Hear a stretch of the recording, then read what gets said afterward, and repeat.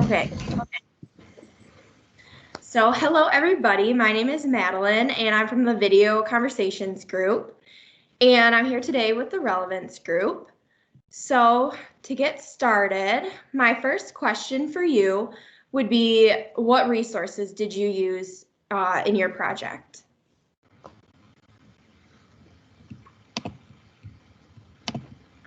Katie, I think this would be a good one for you to field.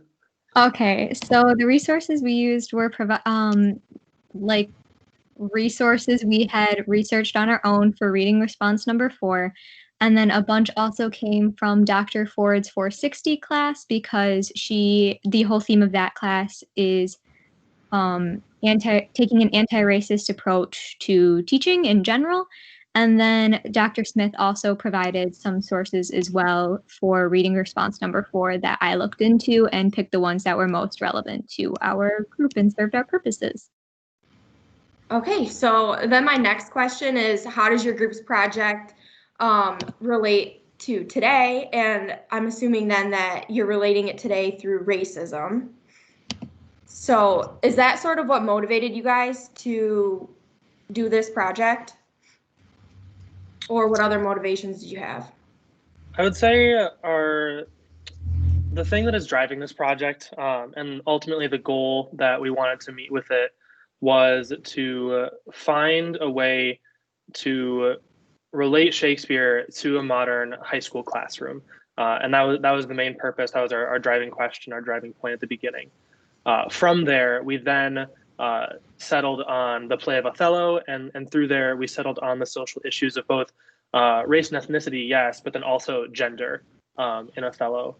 So the goal and the driving point of our project that has developed to, like our end goal now, is to find a way to take certain passages in Othello, and then relate them to modern day research that shows that both gender issues and race and ethnicity issues are relevant in a classroom today and should be taught and addressed with high school students. Okay, so that leads into my next question, which was what you wanted your audience to take away from this project. And obviously, it sounds like you want them to take away that racism and gender and stuff like that are still relevant today and still worth talking about today, and that they should still be taught in the classroom. Is there anything else?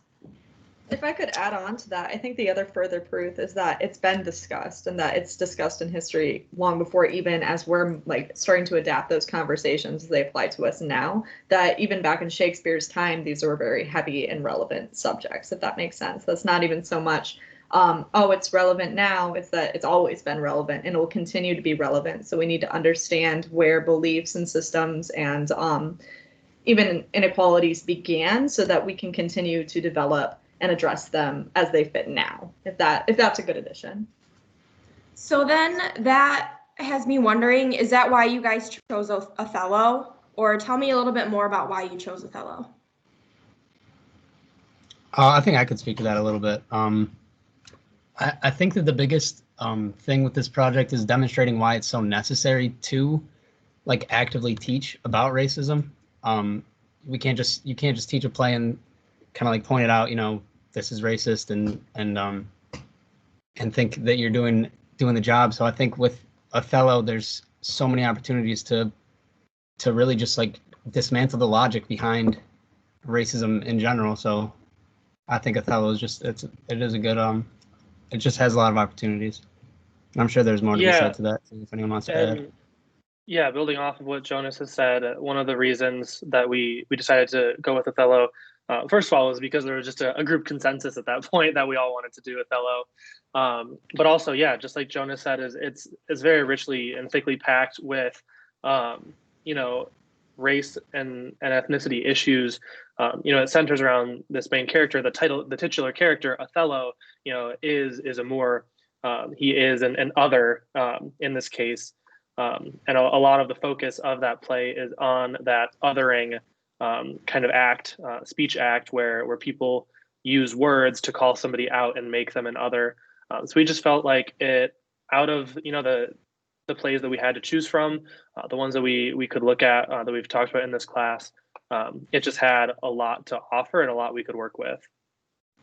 So I'm curious then. So I looked at resources from like NCTE, and I found that Othello was not taught nearly as much as like Romeo and Juliet. And what are you guys' thoughts on that? Do you think Othello should be taught instead of Romeo and Juliet? Or, why might we want to teach Othello instead of Romeo and Juliet? What are your ideas?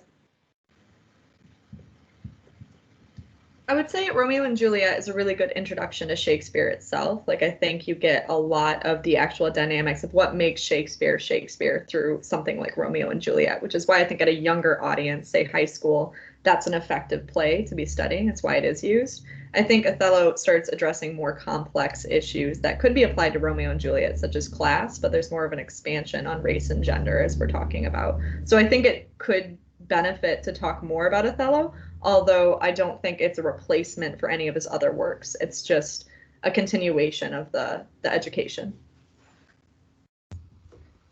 I think just to build on that a little bit too, it depends on, at least to me, it seems like it's a teacher by teacher basis on like what topics they're comfortable talking about. And race has always been such a taboo topic that a lot of teachers struggle with teaching. So a lot will try to divert from talking about that in the classroom as a whole. So I feel that that's one thing with this assignment is talking about why we need to talk about these classic stories that deal with race and gender-based issues on a more frequent basis. So if I can add one more thing to that.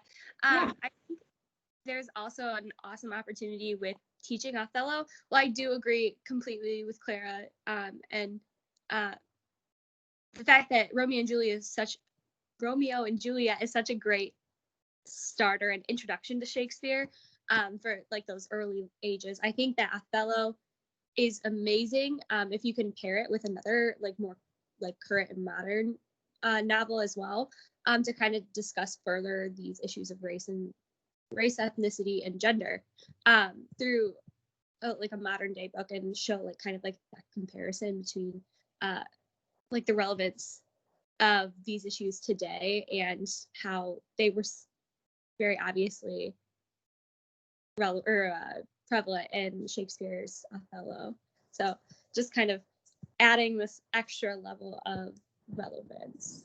So Hunter, you brought up, that was my next point that I was going to bring up, which is how would you approach teaching racism and this sort of thing in the classroom, because it is like a very sensitive topic. And like you said, pairing this with like another more modern text as a way to approach teaching. Does anybody else, I don't know how many of you are teachers, but do any of you have any other like approaches to teaching something like Othello?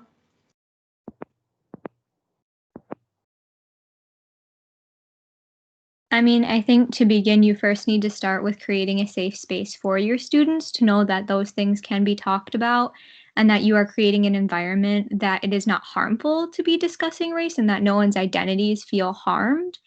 And then in going about that, it becomes easier to discuss topics or like ideas in Othello, because you can point them out and you can say, look, these are racist, but how can we look at it through another lens of like post-colonial readings? So that way you're not just saying, oh, it's racist and we're only talking about race and like these harmful identities that are being perpetuated, but like how this impacts how we view people in the real world. And I think that's how you approach it. Like, so that way you're not discussing people, you're discussing topics brought up in a text.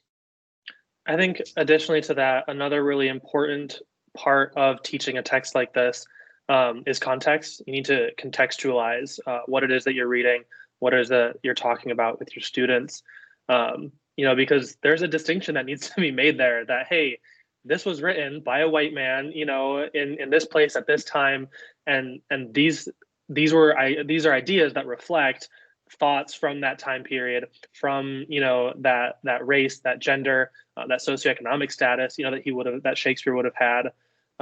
So I think that that's another important part of how, and this goes for any kind of social issue or piece of literature or text that's from a different time, is contextualizing it and making sure that your students are aware this doesn't reflect my ideas as a teacher, nor does it reflect how you should be acting right now in real time in the real world. So I absolutely agree with Owen, and I was just going to add to that because I'm not an education major, I'm actually a communications major, and I think where that comes into play as far as strategies that you're talking about and even like discussing the works is how are these characters interacting with each other and asking what is the implication or the power behind the messages that are being communicated between the characters and how do those then reflect the context of the time. I thought context was a great point because that comes into strong play, but also how does that context from such a dated period fit into the context that we have now since it's all connected and there's all these in-betweens that have happened. So that's just a strategy I would say was even looking at the roles and the specific messages and then analyzing those messages and how they impact the character dynamics and even the reader's interpretation of what's happening and what are we missing, which would go into what are we missing today that we could address even. I really like the points that you guys made, you, Owen and Clara. And I was kind of wondering, like, we all have a responsibility as humans and as teachers to talk about racism and to talk about ethnicity. So I was just wondering if any of you had anything else to say about like the responsibilities we had. I know, Owen, you said we need to teach our students, like, these are not my opinions, this is, what Shakespeare was saying. Do any of you have any more thoughts on that, on sort of how we as humans or as teachers can take responsibility for this and help others? I think that as educators, you are 100% in a position of a role model, and conducting yourself in that way is very important when you're discussing these topics. I had another thought, now it's going away, but yeah, that's it. Do you mind if I jump in or? Yeah, go for it. Go for it, Claire. I was just going to say the role model point I thought went along with what I was thinking was one, you're a role model, and then also there's a level of accountability you have to hold other teachers or systems that you're a part of too. So as far as being a role model goes for your part, I would say the other part that teachers can work on is being an accountability check within their system, standing up when they were like, maybe that isn't something we should do at the school assembly, or have we thought about what inclusivity we're representing through this assembly. I don't know why assemblies are my example, but I like the role model because I think that does fit and then is a network in itself. And then Owen, I think where I was going with that is being transparent as a role model and without directly telling students like this is how you should think when really this is how people should think. You have to show, don't tell, is what I was getting at. Yeah, and going back to the first point that Jonas made, talking about role models, one of the reasons that I want to be a teacher and why I'm in the education program at CMU is because I value mentorship. And I think that's something that's really important. So to answer your question of just like other thoughts on how this can be approached in the classroom, like I think that we as teachers have a responsibility as mentors or role models, whatever word you want to use, to show students what it is to be a caring and thoughtful person, and what it is to be a good citizen. And that can look like so many things. It's such an open-ended responsibility. But I think that in the end, however that looks, teachers do have that responsibility for sure. I would agree. Go ahead, Hunter. I was just gonna spiral back to reading again and like the types of books that you introduce to your classroom and have readily available. That being like books written by Black authors and by women authors or non-binary authors. Just like the more representation that you can include in your class library, if you are going into English education or are teaching English right now.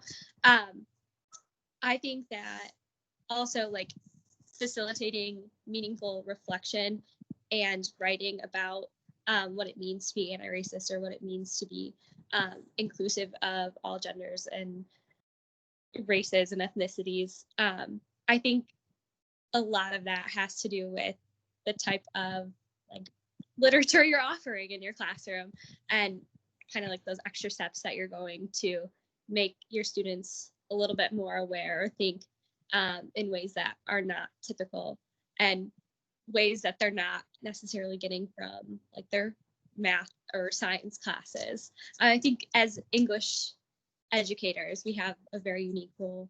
We should do everything we can to step into that role. I agree. Well, we are running out of time. So is there anything that somebody wanted to say that you maybe didn't get a chance to say?